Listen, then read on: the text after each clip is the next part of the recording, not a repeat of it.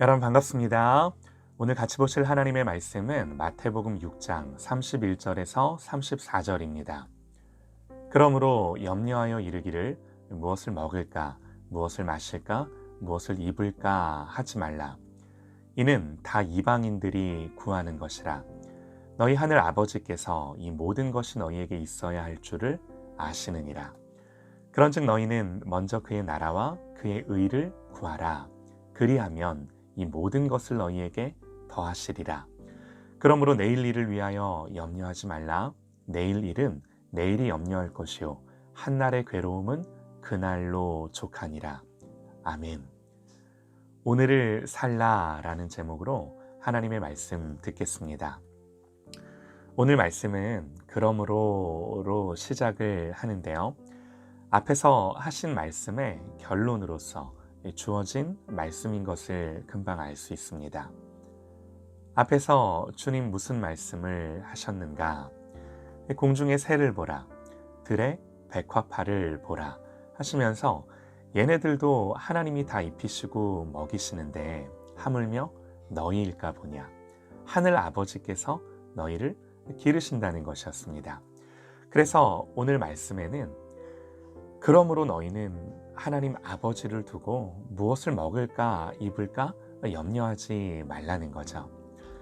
그러면서 우리에게 익숙한 표현이 등장을 합니다. 그런즉 너희는 먼저 그의 나라와 그의 의를 구하라.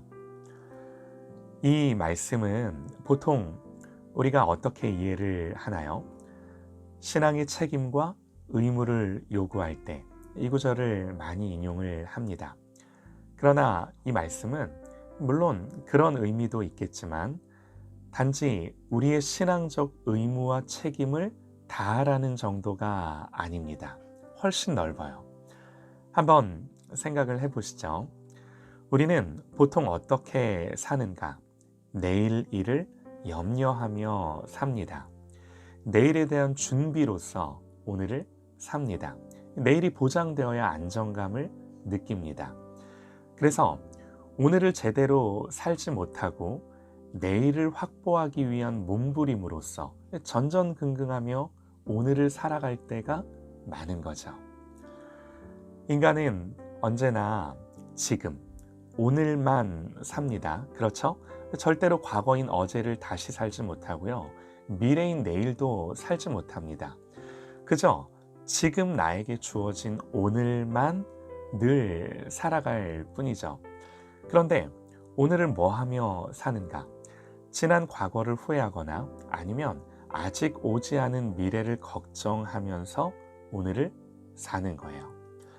과거는 그렇다 치더라도 내일을 살아가기 위해서는 힘을 가져야 한다고 생각을 하는 거죠.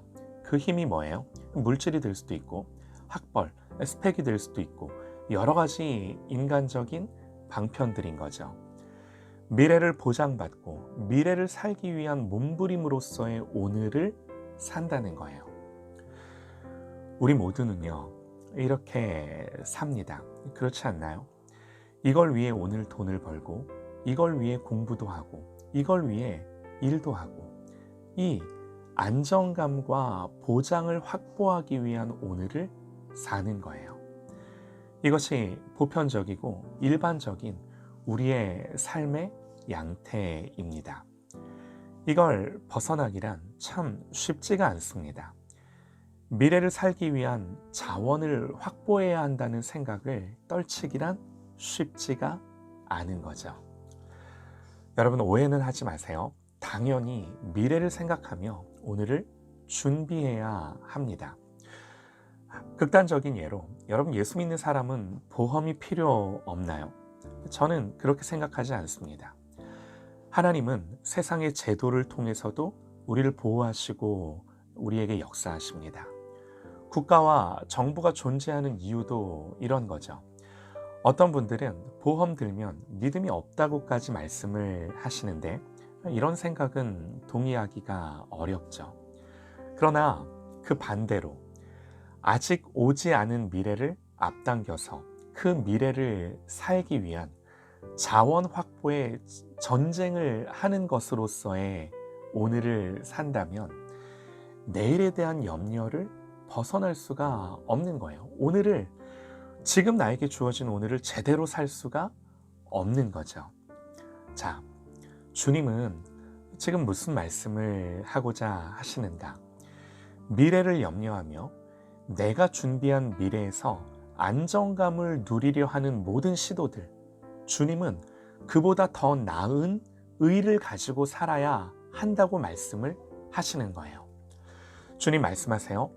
너희 하늘 아버지께서 이 모든 것이 너희에게 있어야 할 줄을 아시느니라.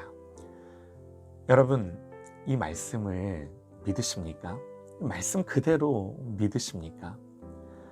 사랑하는 여러분, 우리가 일을 하고 공부를 하고 미래를 위해 준비하는 것을 하지 말라는 것이 아니라 단지 내가 지금 자원을 확보해야 미래를 보장받는다는 그런 생각에 사로잡혀 오늘을 살지 말라는 거예요. 거기에서 우리의 안정감을 찾지 말라는 거예요. 우리의 미래가 거기에 달려있지 않다는 거예요. 우리는요, 우리가 모아두고 쌓아둔 것으로 사는 존재가 아니다라는 거예요.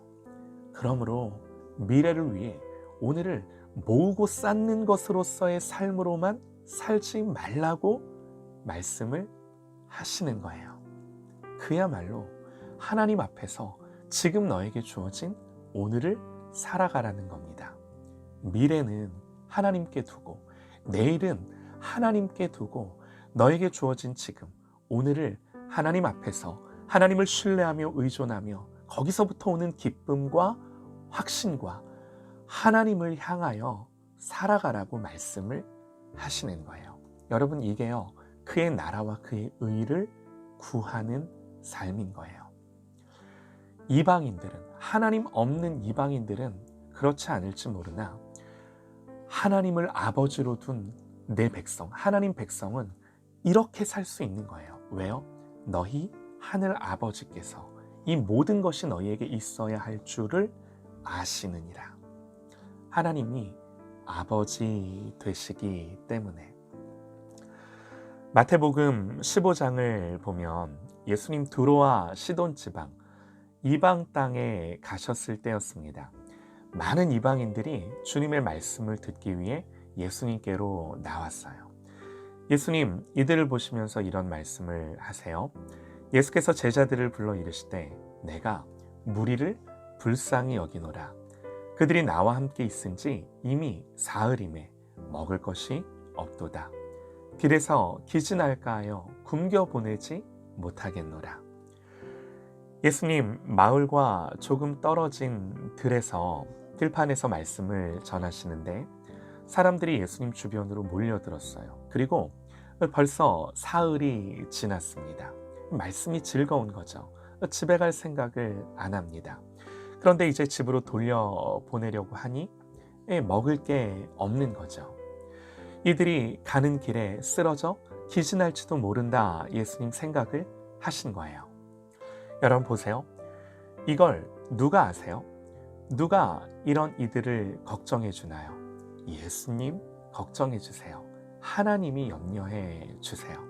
중요한 건요, 우리 주님은 걱정만 하고 염려만 하시는 분이 아니라 능히 그 모든 궁핍과 결핍을, 필요를 해결하시는 분이신 줄 믿으시기 바랍니다.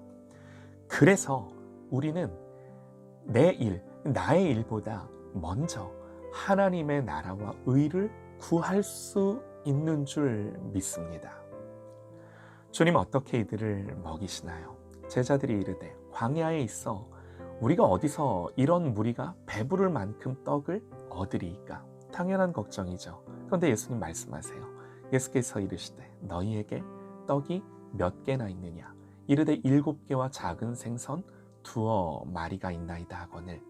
예수께서 무리에게 명하사 땅에 앉게 하시고 떡 7개와 그 생선을 가지사 축사하시고 떼어 제자들에게 주시니 제자들이 무리에게 주매 다 배불리 먹고 남은 조각을 7 광주리에 차게 거두었으며 먹은 자는 여자와 어린이 외에 4,000명이었더라. 자, 여러분 보세요. 하나님이 어떻게 역사하세요? 모든 인간의 준비와 인간의 넉넉함과 인간의 부요함으로 역사하시는 것이 아니라 보세요. 너희에게 떡이 몇 개나 있느냐? 이르되 7개와 작은 생선 2마리입니다. 이렇게 우리에게 가진 것들로 주님 손에서 역사하셔서 능히 하나님 이 일을 하시는 겁니다. 내가 모아두고 쌓아두고 넘치는 자원이 있어야, 내가 모든 걸 다 준비해야 하나님의 나라와 의를 구하는 게 아니에요.